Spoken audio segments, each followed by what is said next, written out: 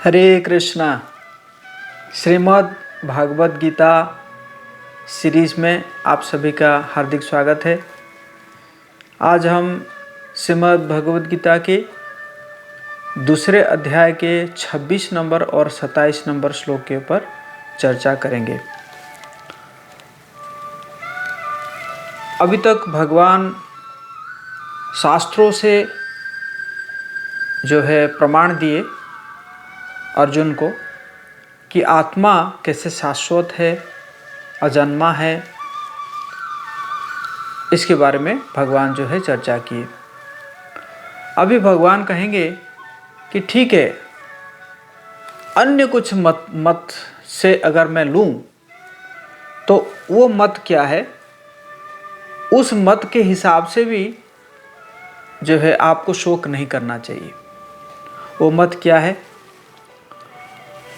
तो ये 26 नंबर श्लोक है दूसरे अध्याय के। अथ चैनम नित्यजातम नित्यं वा मन्यसे मृतम तथापि त्वं महाबाहो नैनं शोचितुम अर्हसि। किंतु यदि तुम यह सोचते हो कि आत्मा सदा जन्म लेता है तथा सदा मरता है, तो भी हे महाबाहु, तुम्हारे शोक करने का कोई कारण नहीं है।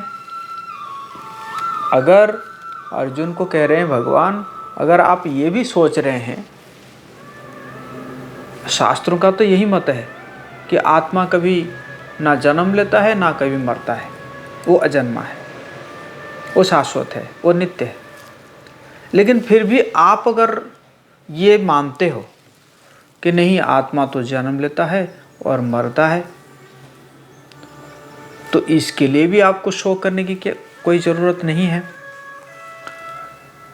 तो तात्पर्य में श्रील प्रभुपाद जी कहते हैं, वैभाषिक दर्शन एक जो है दर्शन है, बुद्धिस्ट दर्शन इसको कह सकते हैं, कि उस दर्शन में क्या होता है कि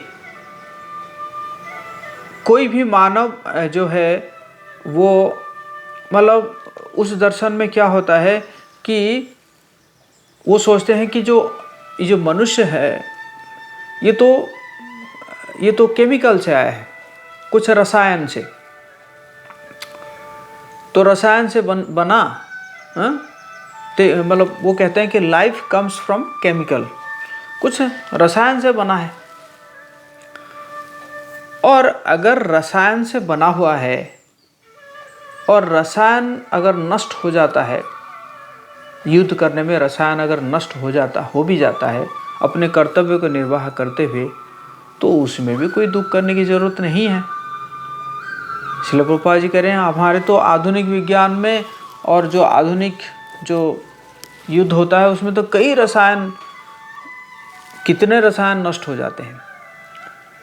तो अगर आप मानते हो, अर्जुन को भगवान कह रहे हैं कि अगर आप मानते हो कि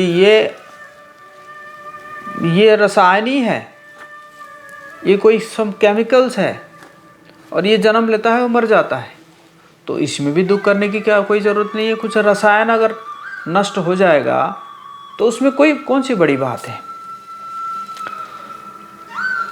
तो फिर आगे जो है श्रील प्रभुपाद जी कह रहे हैं कि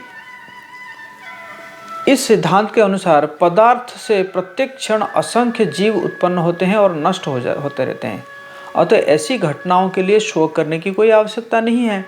जब केमिकल से जीव सृष्टि हो जाता है या है ना लाइफ सृष्टि हो जाता है, तो फिर क्या दिक्कत है? वो तो फिर आप मारोगे तो फिर कई जीव तो हो जाएंगे।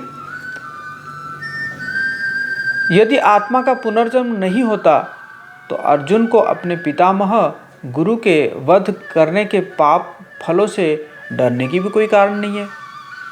अगर आप नहीं मानोगे कि नहीं, आत्मा तो नहीं है, मतलब ये तो जन्म लेता है और मरता है, तो फिर इसमें है ना, इसमें पाप पुण्य भी कुछ नहीं होगा, क्योंकि आप तो जस्ट केमिकल कुछ नष्ट कर रहे हैं ना। तो साथ ही भगवान क्या कर रहे हैं कि व्यंग पूर्वक एक महाबाहु शब्द भी यहाँ पे व्यवहार कर रहे हैं।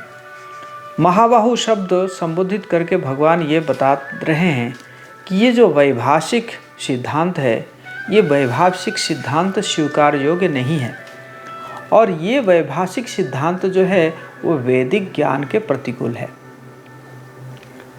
और आप क्षत्रिय हो, तो जब आप क्षत्रिय हो तो फिर आपको इस जो है आपका संबंध वैदिक संस्कृति से है, और आपको जो है वैदिक सिद्धांतों का जो है पालन करना ही आपके लिए शोभनीय है। तो इसी प्रकार यहाँ पे इस श्लोक में भगवान जो है उनके तर्क को काट रहे हैं। फिर 27 नंबर श्लोक हम लेंगे। जातस्य हि ध्रुव मृत्युर्ध्रुवं जन्मामृतस्य च तस्माद् अपरिहार्थे हायर्थे न त्वं शोचितुमर्हसि। जिसने जन्म लिया है उसकी मृत्यु निश्चित है, और मृत्यु के पश्चात पुनर्जन्म भी निश्चित है। अतः अपने अपरिहार्य कर्तव्य पालन में तुम्हें शोक नहीं करना चाहिए। तो यहाँ पे जो है भगवान बता रहे हैं कि जो जन्म लिया है उसकी तो मृत्यु निश्चित है, और मृत्यु के बाद पुनर्जन्म भी निश्चित है। और आप अगर सोच रहे हो कि मैं युद्ध ना करके उनको बचा लूँगा तो भी गलत है। तो वो तो आप युद्ध नहीं करोगे, फिर भी वो तो एक दिन मरेंगे। और बर्थ इज कॉम्बिनेशन ऑफ आत्मा with previously non existing senses and body. Birth का मतलब क्या है? आत्मा एक जो है एक शरीर को धारण करता है, और मृत्यु क्या है? Death is separation from of the आत्मा from the that body with its senses. तो आत्मा जो है पहले शरीर को जब धारण करता है, इसको जन्म कहते हैं, और जब शरीर को छोड़ देती है तो उसको मृत्यु कहते हैं। और birth and death arise from one's good and bad deeds. ये जन्म है, ये मृत्यु है, ये कैसे होता है? ये आपके कर्म के ऊपर निर्भर करता है, आपका अच्छा कर्म और बुरा कर्म के ऊपर निर्भर करता है। और श्रील प्रभुपाद जी इसमें कह रहे हैं कि मानव समाज में शांति तथा व्यवस्था को बनाए रखने के लिए हिंसा तथा युद्ध अपरिहार्य है। जबकि वृथा हत्याबद्ध युद्ध का समर्थन नहीं किया जाता, लेकिन है ना, जो शांति व्यवस्था को बनाए रखने के लिए कई बार हिंसा और युद्ध करना अपरिहार्य हो जाता है।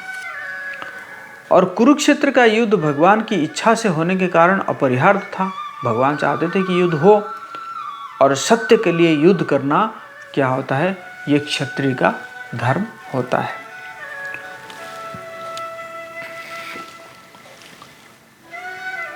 तो इसमें अर्जुन जो है, Arjun is wrong if he thinks he will stop the Kauravas' deaths by not fighting. When the eternal soul contacts with a temporary material body, birth takes place, and when the eternal soul loses contact with the body, death results. This point is again explained in the next verse. Next verse में फिर ये चीज़ को discuss किया जाएगा। और जो पिछला श्लोक में हमने देखे कि कृष्णा कैसे जो है कुछ बुद्धिस्ट नास्तिक फिलोसफी को लेकर भी कह रहे हैं कि जो है इस हिसाब से भी आपको शोक नहीं करना चाहिए। और if Arjun accept the argument for non-existence of the soul, then he should not be afraid to fight also. After all, how can he be the killer of a combination of chemicals? Thus, whether the soul exists or not, Arjuna should not lament, but should fight. अर्थात जब अर्जुना जो है वो जानता है, अगर इस सिद्धांत को वो ग्रहण करता है कि आत्मा तो है नहीं, या ये जो है ये शरीर जन्म लिया और शरीर ही मर जाएगा, तो फिर इसमें उसको डरने की कोई आवश्यकता है नहीं, क्योंकि कुछ केमिकल जो है अगर नष्ट हो जाता है तो उसमें थोड़ी कि कोई पाप होता है या पुण्य होता है, तो इसलिए उसको डरने की आवश्यकता नहीं है। तो बोथ एंगल से भगवान जो है उनके जो आर्गुमेंट था अर्जुन का उसको काट रहे हैं कि दोनों एंगल से अगर देखा जाए आपको शोक करने की ज़रूरत नहीं है, आपको युद्ध करने की ज़रूरत है। सो आपको ये वीडियो कैसा लगा आप कमेंट बॉक्स में लिखकर बताएंगे, और अभी तक अगर आप ये चैनल को सब्सक्राइब नहीं किए हैं तो कर लीजिए, और इस वीडियो को ज़्यादा से ज़्यादा लोगों के साथ शेयर कीजिए ताकि गीता का ज्ञान सभी के पास पहुँचे, सभी लोग आसानी से कम जो है ये जो रेगुलर हम वीडियो अपलोड कर रहे हैं भगवत गीता के हर 1-2 श्लोक पर, तो आसानी से लोग जो है इसको सुन के भी, अगर पढ़ने के लिए उनके पास समय है नहीं तो कम से कम सुन के भी वो लोग इसको समझ पाएंगे। हरे कृष्णा।